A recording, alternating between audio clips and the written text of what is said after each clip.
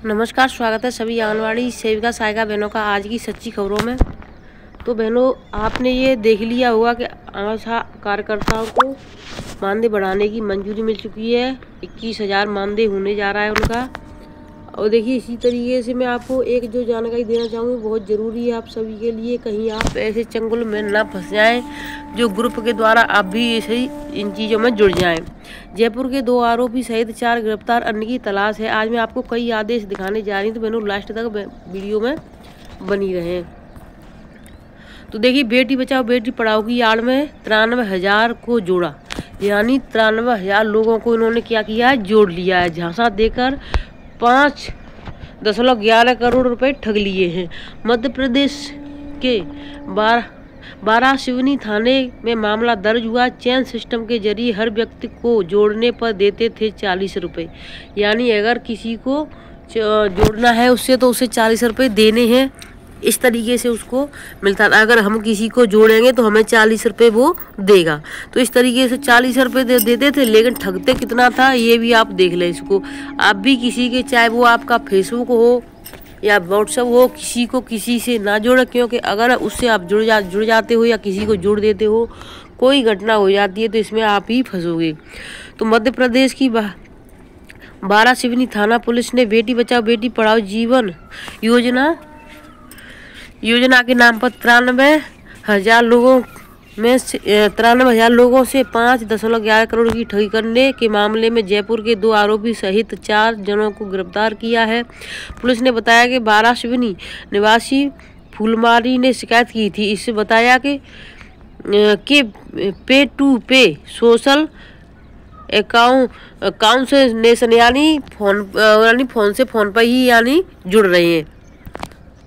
Foundation Jaipur के कर्मचारी बेटी बचाओ बेटी पढ़ाओ योजना के नाम पर चेन सिस्टम बनाकर धोखाधड़ी कर रहे हैं। पुलिस ने मामले की जांच करने के बाद फाउंडेशन के अध्यक्ष जयपुर निवासी प्रभुदयाल शर्मा, संस्था के सीनियर महिपाल सिंह शेखावत, कैलाश जागीड़ और एरिया मैनेजर भटेरा चौकी बालाघाट निवासी शंकर परिहार व बारासिवनी निवासी हरीश मिश्रा के खिलाफ जांच शुरू की।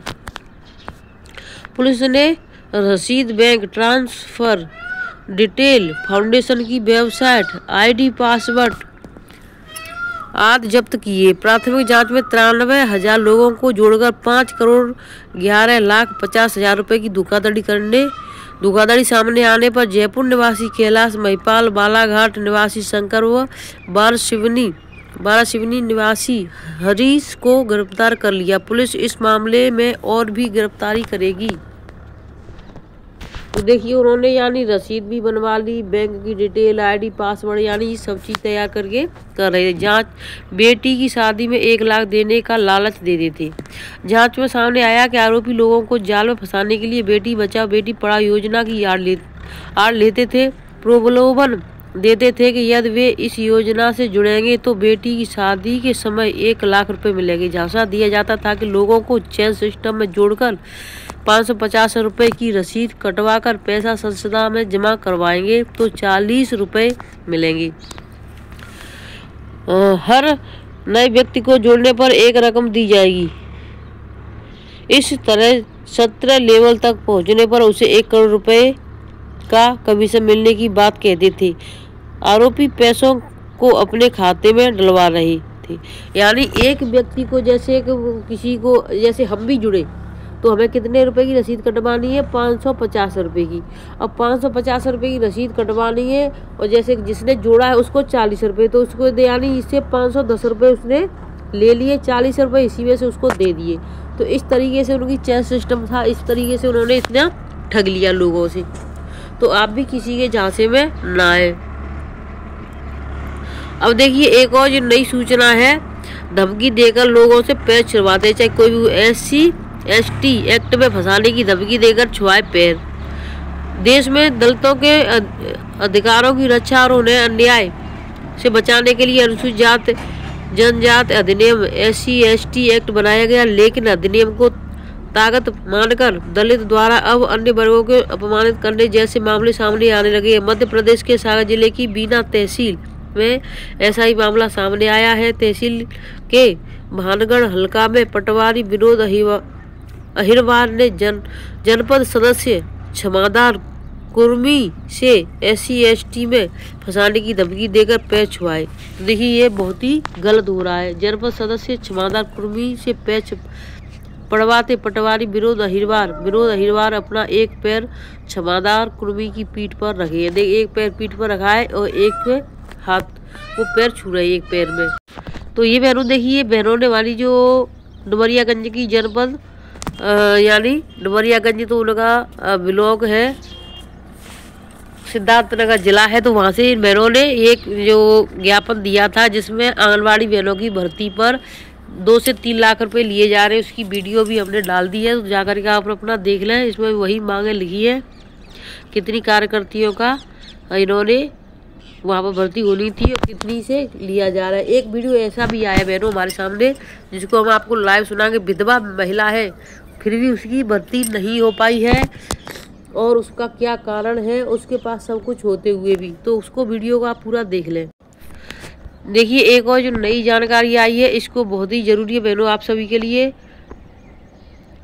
5.630 करोड़ के स्टाम्प पेपर चलन से होंगे बाहर। यानी अब ये देखिए 5 लाख तक के, यानी 5.5 पॉइंट लगा हुआ है 630 करोड़ के स्टाम्प।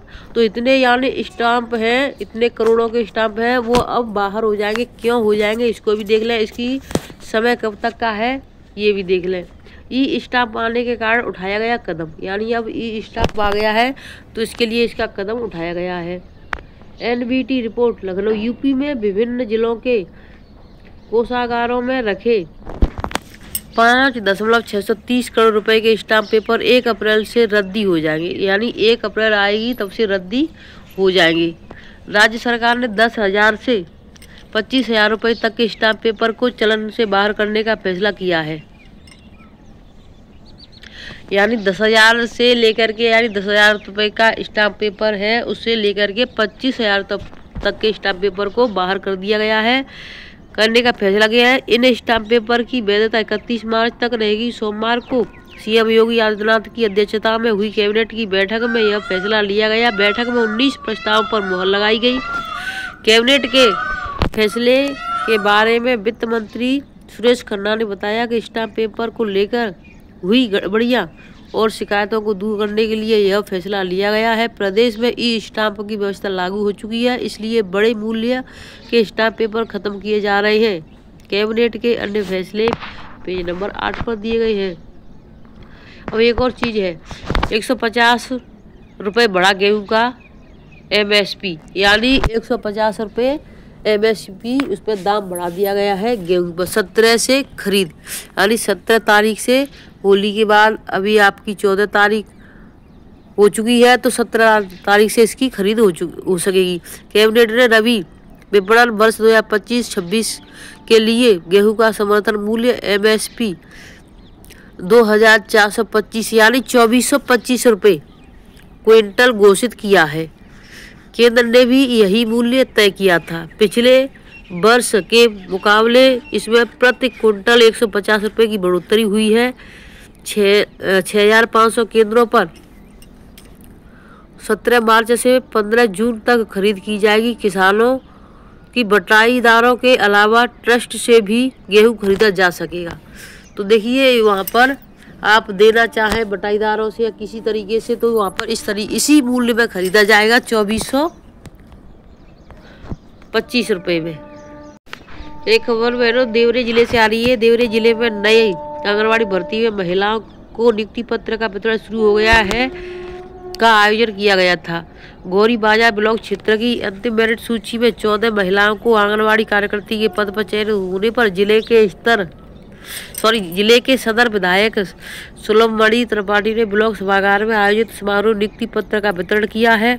सदर विधायक श्री त्रिपाठी ने समारोह को संबोधित करते हुए कहा कि सरकार शिक्षा, स्वास्थ्य व पोषण के प्रति जवाबदेह है, जिसके लिए सरकार आंगनबाड़ी केंद्रों के बच्चों और महिलाओं को दिए जाने वाले पुरस्कार की गुणवत्ता को पिछली सरकारों की तुलना में बेहतर बना रही है। बाल विकास विभाग में कार्यरत आंगनबाड़ी वर्कर छोटे बच्चों की बुनियादी शिक्षा के लिए नर्सरी तैयार करने में मां यशोदा की भूमिका निभाती है। जिन नई महिलाओं का आंगनबाड़ी कार्यकर्ती के पद पर चयन हुआ है, उनको अपनी वरिष्ठ आंगनबाड़ी बहनों से अनुभव लेना चाहिए, जिससे सरकार की योजनाओं का लाभार्थियों को सही लाभ मिल सके। सदर विधायक द्वारा रंजू सहजन, सीमा देवी बखरा खास, रंबा देवी बटोली खुर्द, गुड़िया चरियागांव बुजुर्ग, डमन बिस्वा, सुमन सोनकर, अर्चना, पिंकी गौरी खुर्द, पूनम जंगल छपोली, सपना देवी जोगम, बबीता निषाद कंकमल, रेणु कालावन, बबीता चौधरी कुंवर बक्सरा, प्रियंका मल्ल सहस सबह, रिंका शिवपुर को नियुक्ति पत्र का वितरण किया गया। जिले में डीपीओ द्वारा आंगनबाड़ी कार्यकर्ताओं के 254 रिक्त पदों पर 10 अक्टूबर को विज्ञप्ति जारी की गई थी, जिसमें आवेदन महिला अभ्यर्थियों को 9 नवंबर 2024 तक भर्ती पोर्टल के माध्यम से ऑनलाइन आवेदन करने का समय निर्धारित था। इस आंगनबाड़ी भर्ती में आवेदन करने के लिए महिलाओं को न्यूनतम शैक्षिक योग्यता इंटर और आयु सीमा 18 से 35 वर्ष तय की गई थी। जिले में आंगनबाड़ी भर्ती का ब्यौरा इस तरीके से है। टोटल पदों की संख्या इतनी थी, 9/11 को ये हुआ था। अब मैं आपको दूसरी खबरों की तरफ ले चलती बहनों, तो लास्ट तक बनी। एक बहनों देखिए, नया आदेश आ चुका है, कल का ही निकला हुआ है। उत्तर प्रदेश सरकार, उत्तर प्रदेश लखनऊ उत्तर प्रदेश पुलिस में आरक्षी नागरिक पुलिस के पदों पर सीधी भर्ती 2023 का अंतिम चयन परिणाम निकल चुका है। ये 13 मार्च 2025 का निकला है। संख्या है BR6। अब देखिए इसमें आरक्षी नागरिक पुलिस के पदों पर सीधी भर्ती 2023 के संबंध में उत्तर प्रदेश पुलिस भर्ती एवं पदोन्नति बोर्ड द्वारा सूचना विज्ञप्ति संख्या PRPV1 दिनांक 23/12/2023 प्रकाशित करते हुए आरक्षी नागरिक पुलिस को यानी 6244 पदों पर भर्ती हेतु ऑनलाइन आवेदन पत्र आमंत्रित किए गए थे। नंबर 2 पर है, इस भर्ती की विज्ञप्ति दिनांक 23/12/2023 के अनुक्रम में कुल 48,17,441 ऑनलाइन आवेदन प्राप्त हुए थे। अब बताइए, देखिए 6,000 भरने थे, यहाँ पर 48 लाख भर चुके हैं, 17,000 भर चुके हैं। क्योंकि अब इसी से आप अंदाजा लगा लो कि यानी कितनी यहाँ पर भरने थे इतने और आए हैं इतने। तो एक तो जिन्होंने भरा उनके पैसे गए, सरकार के पास उसका पैसा पहुँचा, और जिनकी नियुक्ति होनी थी उनकी नियुक्ति होगी। और देखिए इससे आपको पता चल जाएगा कि यानी कितनी ज़्यादा बेरोजगारी फैल चुकी है। एक चीज़ के लिए 1-1 लाख यानी एक आवेदन के लिए 1-1 लाख भरे जाते हैं।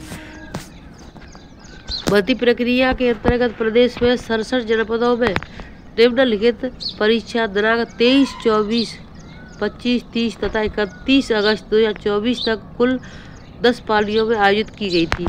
नंबर 3 पर देखिए, आरक्षी नागरिक पुलिस के पदों पर सीधी भर्ती 2023 की लिखित परीक्षा 10 पालियों में आयोजित किए जाने के कारण संगत सेवा नियमावली के प्रावधानों व विज्ञप्ति दिनांक 23/12/23 में उल्लिखित प्रक्रिया के क्रम में प्राप्तांकों का सामान्यीकरण करते हुए अंकों की श्रेष्ठता एवं उत्तर प्रदेश राज्य के आरक्षण के सुसंगत प्रावधानों के आधार पर श्रेष्ठता सूची तैयार कर सूचना विज्ञप्ति संख्या PRPV 21/11/2024 द्वारा श्रेणीवार विज्ञप्ति पत्रों के लगभग 25 गुना कुल 1,74,370 अभ्यर्थियों को अभिलेखों की समीक्षा एवं शारीरिक मानक परीक्षण हेतु दिनांक 26/12/2024 से 7/2025 तक आहुति करते हुए अभिलेखों की समीक्षा एवं शारीरिक मानक परीक्षण यानी शारीरिक जो परीक्षण होता है शरीर में कहीं कभी तो नहीं, वो भी की गई है, कार्यवाही पूर्ण की गई। अभिलेखों की समीक्षा एवं शारीरिक मानक परीक्षा के सफल अभ्यर्थियों की बोर्ड की सूचना विज्ञप्ति दिनांक 21/12/2023 में दी गई व्यवस्था के अनुसार अर्हताकारी प्रकृति की शारीरिक दक्षता परीक्षा दिनांक 10/2/2025 से 27/2/2025 तक संपन्न कराई गई। यानी जो शारीरिक परीक्षण था वो भी करा लिया गया है पूरा 27 फरवरी तक। उक्त लिखित परीक्षा अभिलेखों की समीक्षा एवं शारीरिक मानक परीक्षा तथा शारीरिक दक्षता परीक्षा में सफल पाए गए अभ्यर्थियों की लिखित परीक्षा में प्राप्त सामान्यीकृत अंकों में नॉर्मल स्कोर के श्रेष्ठता क्रम के आधार पर उत्तर प्रदेश शासन द्वारा समय समय पर निर्गत आरक्षण नीति के सुसंगत प्रावधानों के अनुसार विज्ञप्ति रिक्तियों के सापेक्ष चयनित अभ्यर्थियों की सूची बोर्ड की वेबसाइट, इस पर जो वेबसाइट है UPY, इस पर प्रदर्शित की जा रही है। बोर्ड द्वारा कोई प्रतीक्षा सूची तैयार नहीं की गई है। आरक्षी नागरिक पुलिस के 6244 पदों के सापेक्ष अंतिम चयन अभ्यर्थी की कट ऑफ मार्क निम्नवत है। तो इसमें देखिए, अगर यानी देखिए जैसे श्रेणीवार है, जन आरक्षित, आर्थिक रूप से कमजोर वर्ग, पदों की संख्या, चयनित अभ्यर्थियों की संख्या, लंबित आरक्षण की कट ऑफ, स्वतंत्र संग्राम सेनानी की आश्रित श्रेणी की कट ऑफ यानी जिसके परिवार में कोई स्वतंत्र सेनानी है, क्षैतिज आरक्षण की कट ऑफ, भूतपूर्व सैनिक की कट ऑफ, होमगार्ड श्रेणी के अभ्यर्थियों की कट ऑफ, महिला श्रेणी के अभ्यर्थियों की कट ऑफ, इस तरीके से ये दिए गए हैं। तो मैं इसको यहीं पर रखती हूँ आज की वीडियो को। फिर मिलती हूँ, समय मिलता है तो बहनों शाम को वीडियो आपको समय से मिल जाएगी, समय से देख लेना। जो नई बहनों का चयन हुआ है उनके लिए मैं कहना चाहूँगी, आपको अगर कोई समस्या आती है तो हमारे इस चैनल को सब्सक्राइब कर लें और सभी तरह की वीडियो आपको इस चैनल पर मिल जाएगी। फिर मिलते हैं नई अपडेट के साथ, तब तक के लिए धन्यवाद। आज आप सभी को होली की हार्दिक शुभकामनाएं।